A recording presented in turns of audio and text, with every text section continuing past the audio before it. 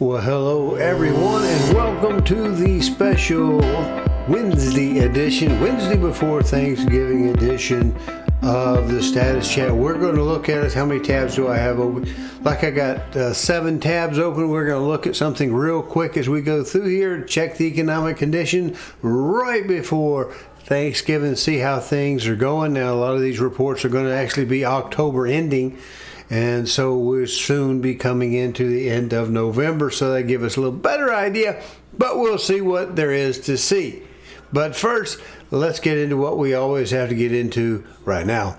If you like this content, please go to CallDelToSell.com, find the tab that says on YouTube, click it, and it'll open up a page of QR codes. There you can use a smartphone to scan and get to the YouTube page, or you can just mouse over and click it on a PC.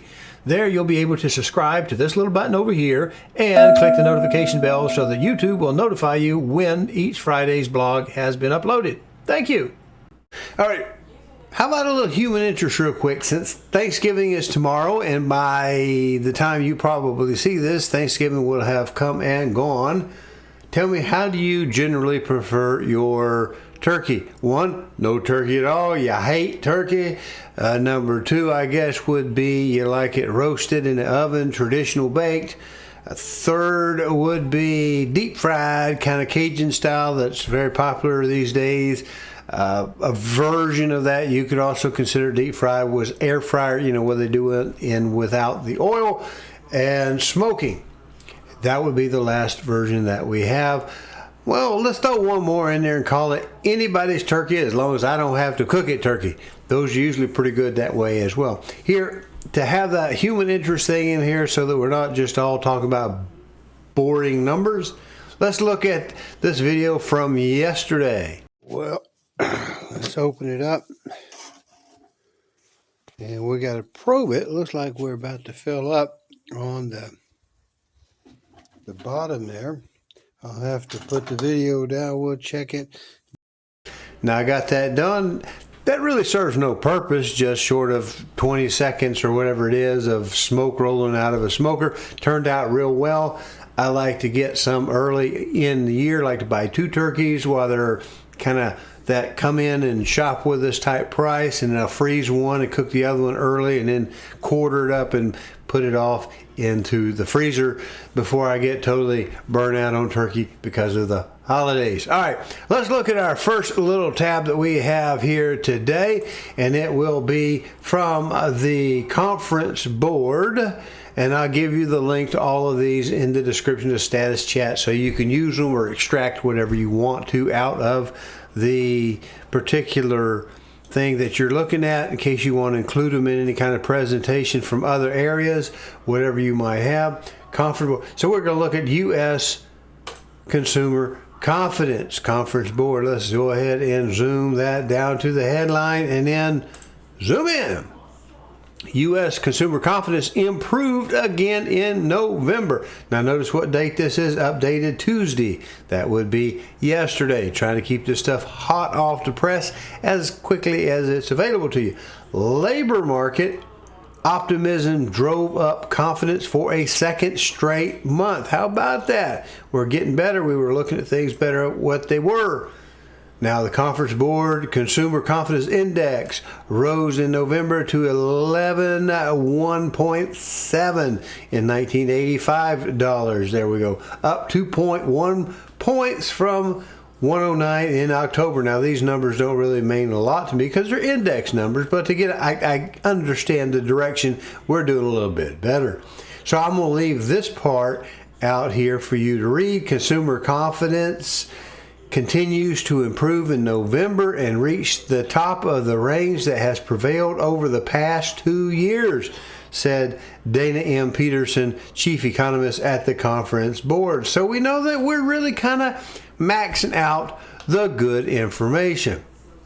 So again, I'm not going to read all this to you. I want to keep this a little bit short. So we want to hit another one here. Let's hit pending home sales. This is from a National Association of Realtors. Again, we're just going to hit that highlight. It's up 2%. How about that? How about that for some good pre-Thanksgiving news? Up 2%. Now, does it give us the date on this? This is the most recent one. it's going back to October. Excuse me. All right, sorry, I'm still having a little bit of that hanging in from the flu earlier this week that we had it. And of course, it's going to point out this little notice over here. Home sales, pending home sales for November, which were not closed out yet, will be available on Monday, December 30th. So we really run a month behind on the NAR's website. Let's zoom in on that.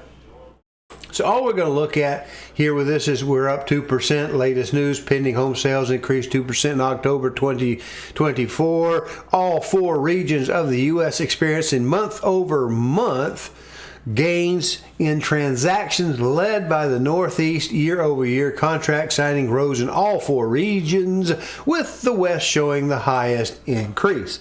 And, to me, I think that's pretty normal. If we're beginning to see maybe some of the mortgages creep off, they crept off quick when they had that political 50 basis points cut, and then they kind of started overcorrecting. Then we got 25 points more. And I think that if I read the news earlier today, which we don't have time to get into, I'll save that for next week because we've got another meeting come up. The Fed people are increasingly talking about, yes, we're definitely going to be cutting rates, but they're going to be slow and over a period of time. So that's kind of given a little bit of confidence to the markets that we are moving in the right direction. I think some of the bond markets are fixing up as far as the mortgages go, but you'll have to keep up with your favorite selection there. Now, we have our next little tab is going to be released today as well, is the S&P CoreLogic Case-Shiller Index records, now you see this right in the middle, records a 3.9% annual gain in September.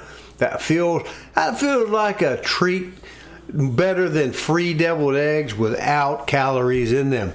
I don't know about you, but we need to come up with a better name for deviled eggs and deviled eggs. I like deviled ham as well, but the deviled egg things, why don't we call them freedom eggs?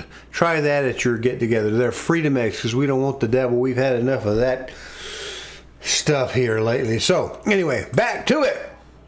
New York, November 26th. That would be what yesterday is. I'm bringing this stuff to you as quick as I can find it. S&P Dow Jones Indices, S&P DJI Dow Jones Index today released September 2024 results for the S&P CoreLogic Case-Shiller Indices. Boy, that's a lot to say. The leading measure of U.S. home prices recorded a 3.9% annual gain in September, a slight deceleration from the previous annual gains in 2024. More than 27 years of history is available for the data series and can be accessed by going to said link right there that I just make it turn red. All right, now, so what does that tell us? Prices are still going up. Rates are beginning to maybe go down in mass, if we can believe the information finally that we've been hearing. We're seeing that people are more confident. We're now moving the country in the right direction. I take that as a positive sign. If you're want to list a house, if you're a seller, you want to list a house, prices are going up, that's going up, I think, to make up essentially for the rates coming down a little bit. If you're wanting to buy, get in shape first. Being in shape is the most important thing, ready to purchase. And then of course you've got to get it when you can, because as long as we're going up in value, if that's going to be the accepted generalized trend in pricing, then you want to buy as soon as you are comfortable and capable of doing so. So let's look at this next thing I have for you.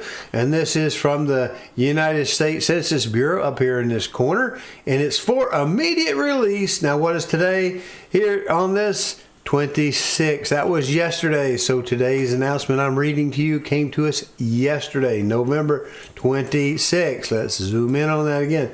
Now, it's going to tell us, this is from the Census Bureau, it's going to tell us that home sales for new single-family houses in October were seasonally adjusted to an annual rate of $210,000, according to an estimates released jointly from the U.S. Census Bureau and the Department of Housing and Urban Development. This is 17.3%, plus or minus 12.8% below revised September rate of 738,000, and is 9.4%, plus or minus 19%, asterisk, below the October 2023 estimate of 673,000. Now here's the part that I was just working my way into on the price with the, of course, the Case-Shiller is the median sales price of new houses sold in October was $437,300. The average sales price is $545,800. So why are we seeing the difference between the median and the average? Well, whenever the median is the most commonly occurring price and the average is weighted from top to bottom there's some very expensive single family homes out there, which is pulling the average a little bit into the future, a little bit into that higher range, but the median is still around $437,000. So home prices are still kind of moving up. We're still doing pretty good.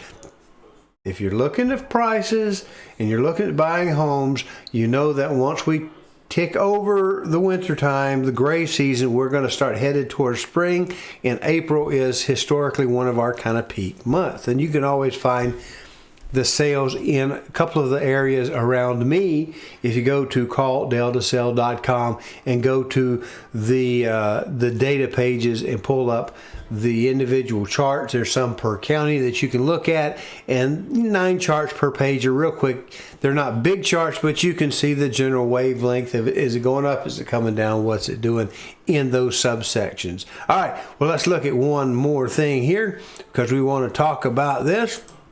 We want to look at the PCE, or the personal consumption expenditure, personal income and outlays. We'll look at those in detail, but we're looking at the PCE. This is the one that the Fed Reserve Bank looks at to see what they want to do, how inflation and whatever is going on. This is the preferred one. It's not the leading indicator of course, the wholesale prices, but it is the one that's not the CPI, it's the PCE. That's the one they use.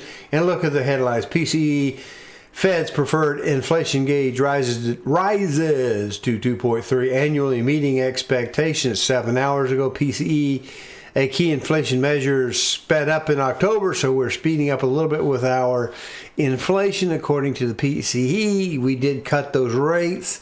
The Fed cut those rates, which may have accelerated spending.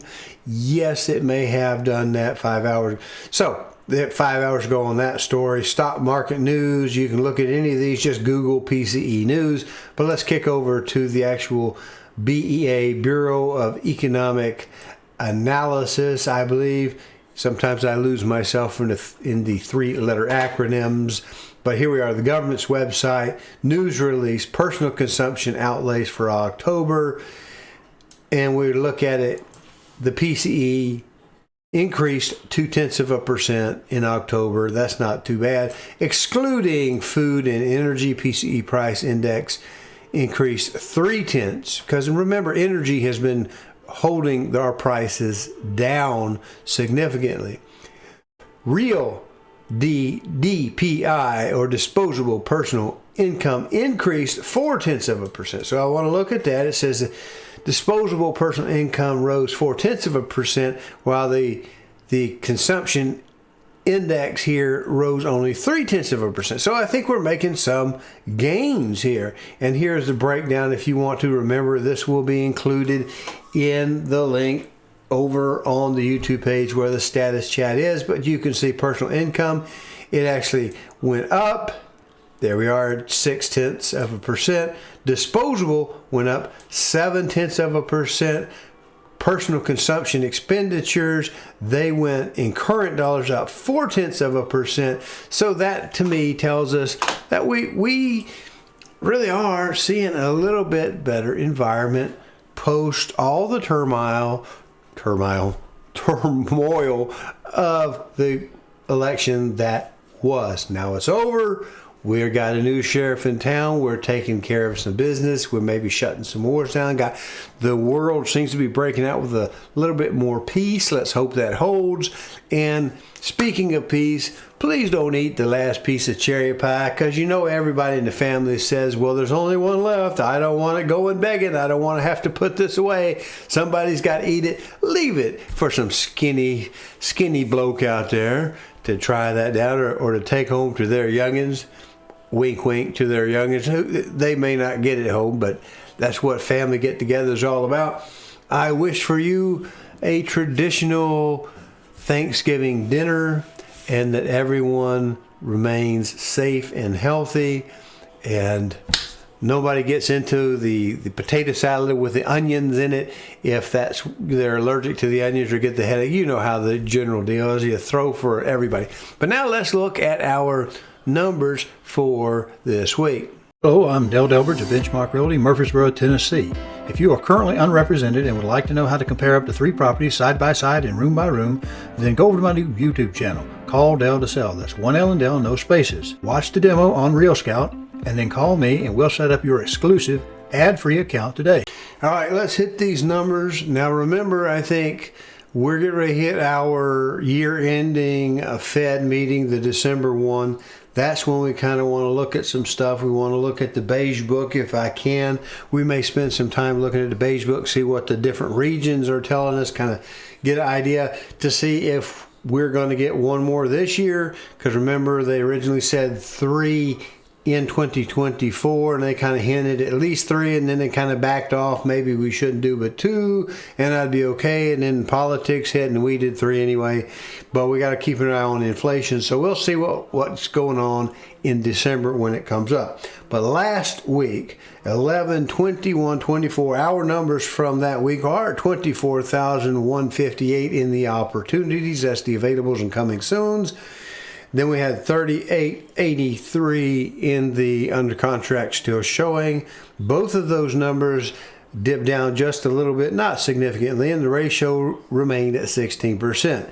Today, Wednesday, one day early, because we're going to have Thanksgiving and all that going up, and probably not a lot goes on over the weekend because everybody's holidaying it.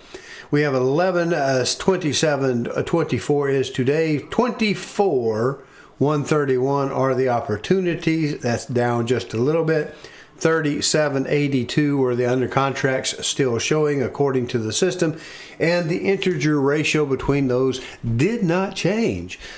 Stayed at 16% when rounded up to the nearest integer. So that's it. We appreciate you. We'll see you next week. We'll see what we can find. I hope if you have any real detailed interest in these things that we go back to the description in the status chat and pull up the links. Now, if for some reason they don't show, let me know, or maybe we'll try to find them together. We'll talk about them, because remember, I would prefer not to interpret too much with this and just show you the data, let you look for yourself so that you can build confidence.